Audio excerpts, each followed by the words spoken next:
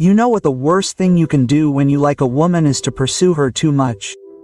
Sounds weird, right? But I'm telling you, that's exactly what turns her off.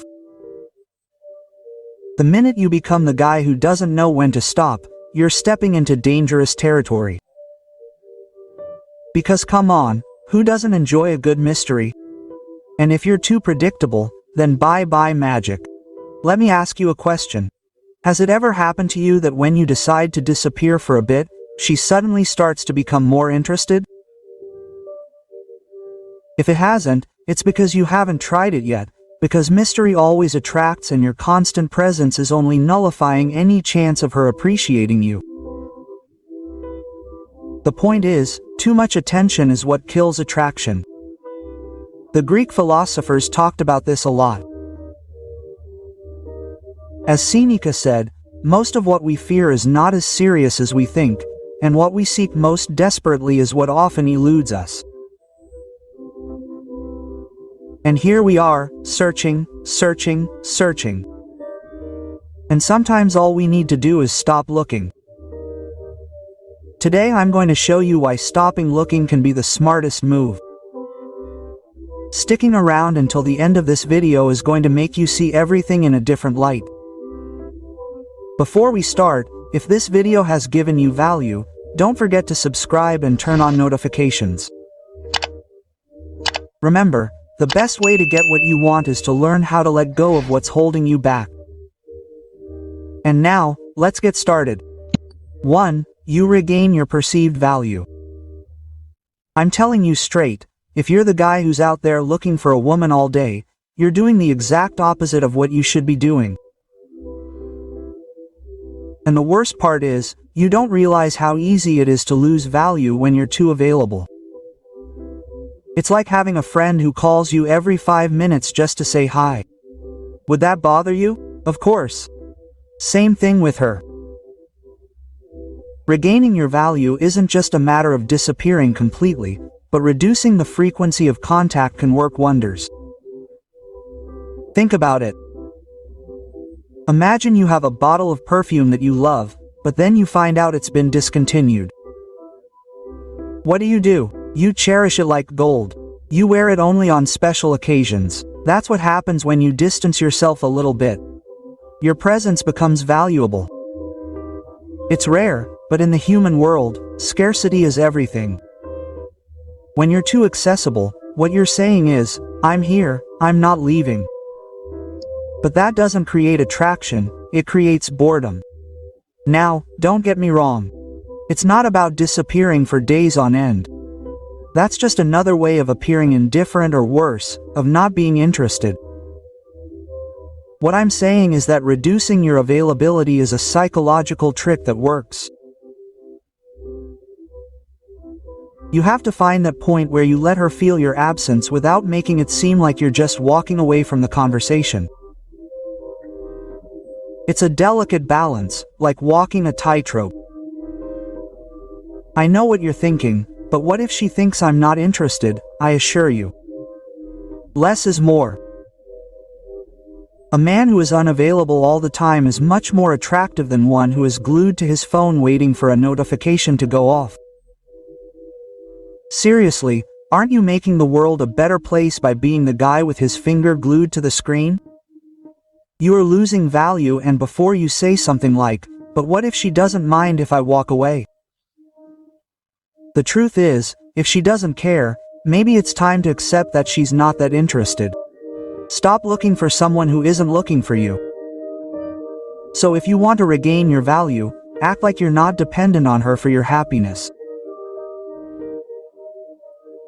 When she sees that you have a life of your own and aren't just an emotional backup that they can text whenever it suits them, she'll start to value your presence a lot more. 2. You make her feel your absence. Now, we've all heard that saying that what's not seen is missed, but did you know that this isn't just a fancy saying, it's hard science? The human brain is an expert at detecting absences. If you don't believe me, just watch someone who posts absolutely everything on their social media until breakfast. The day he doesn't post, boom, it's like a meteorite has hit. Everyone wonders, where is he? What happened? That sudden absence triggers a curiosity that, believe me, is not easy to ignore. And here's the deal. When you stop constantly reaching out to her, it's like you flip that switch of, what's going on? Why isn't she reaching out to me?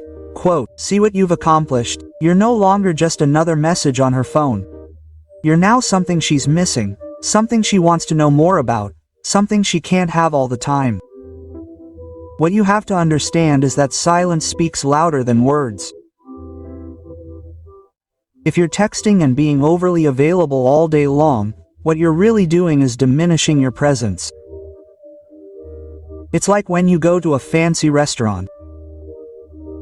If you could have that signature dish every day, would you really value it that much? Probably not. But if it suddenly becomes something you can only have once in a while, that anticipation adds a touch of magic, right? Well, the same goes for her. I'm not saying you should disappear without a trace or act tough, but make your absence noticeable in a subtle way.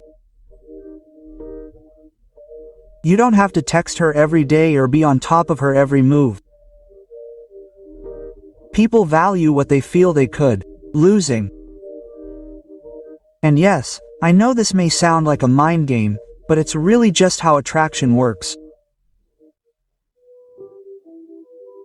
You think that being present all the time is going to get her the most interested, but what you're actually doing is making yourself predictable and boring. No one wants what they already have at their fingertips all the time. When you back away a little bit, she starts to wonder about you more.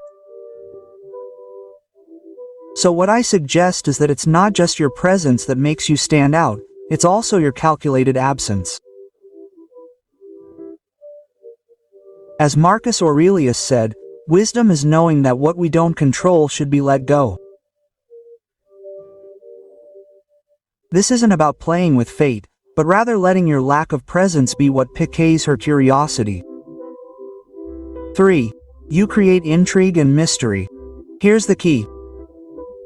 Mystery is always appealing, and I'm sorry, but if you're someone who's always on display, you leave no room for intrigue. Think about the last thriller you saw. Were you captivated by everything that was happening in front of you or by what you didn't know was going to happen? Exactly, what you didn't know. Mystery creates tension and that tension creates attraction. Now, if you start being too predictable, you know what happens. The movie gets boring. And let's not even get into spoilers. When you stop looking for a woman, you create this sense of uncertainty in her mind. Why isn't she looking for you? Is she with someone else? Is she busy? Or is she just bored?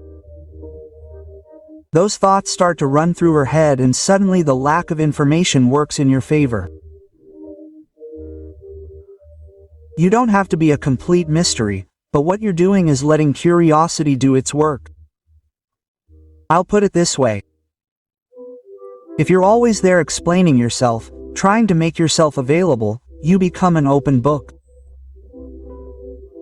It's like you're the supporting character that everyone knows how it's going to end.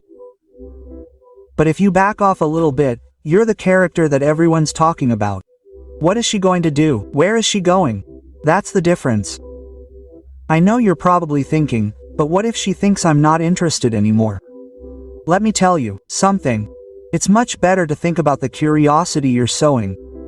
If curiosity doesn't make her seek you out, she probably isn't valuing you as you should. And of course, it's not about disappearing for days and becoming the coldest person on the planet, but it is about not being available all the time. Make her wonder why you're not here all the time. Remember that, as Seneca said, those who are slaves to their passions get lost in disorder. Here, passions are those of being glued to your phone waiting for you to respond.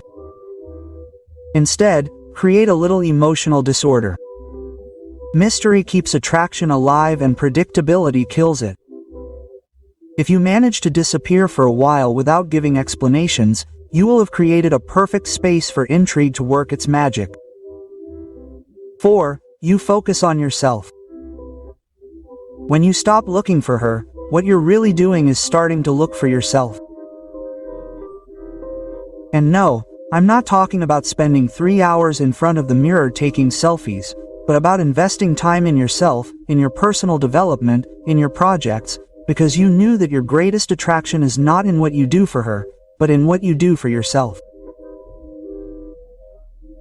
The irony of relationships is that the more you focus on her, the less room you leave for your own growth. You don't realize it, but the more you continue to seek her attention, the more you forget about your own. And of course, this is a vicious cycle. The more you worry about what she thinks of you, the more you neglect what you think of yourself. So how about you stop calling her every 10 minutes and sign up for that class you've been putting off? Or better yet, join a gym and let the results speak for themselves. It's like when you're at a party and you spend the whole night staring at your phone waiting for a message. The problem isn't that she hasn't texted you. The problem is that you haven't allowed yourself to enjoy the party, life, yourself. It's the equivalent of waiting for someone to ask you to dance, but you don't dare go out on the dance floor for fear of being dumped. Okay, no, my friend, the dance floor is yours, the dance is yours. The Stoics knew this well. Life is not about waiting for something to happen, it's about making something happen. True freedom comes when you stop waiting for others to respond and start taking action for yourself, moving towards your goals. If you're not working on your own well-being, your own evolution, your own success, then who's going to do it for you? No one. So what I propose is very simple. Instead of continuing to wait for her to send you that message or give you that validation, take action for yourself. Dedicate time to your passions, your health, your projects. Focus on yourself and you'll see how when you least expect it, she'll start seeing you in a new light. Attraction isn't just physical, it's a combination of energy, ambition, and confidence that you project. And you can only achieve that by working on yourself. As the greats say, it's not about waiting for the wind to change, it's about adjusting the sails. So, stop waiting for her and start being the best you possible. Trust me, the impact is immediate and much more attractive than you can imagine. Now tell me, what are you going to do to start investing more in yourself, because the time to start is now. 5. Avoid the needy role. Have you ever found yourself checking your WhatsApp every 5 minutes waiting for that hello that never comes? If so, don't worry, you're not alone. But let me tell you something you probably don't like hearing. That attitude of being on the lookout, like a dog waiting to be taken for a walk, is the worst card you can play. Neediness, that feeling that you can't live without the other person, is the biggest attraction repellent. No matter how hard you try to sound charming, when you show desperation, all you achieve is coming across as nice, needy. And let's be honest, no one is attracted to a hurt dog.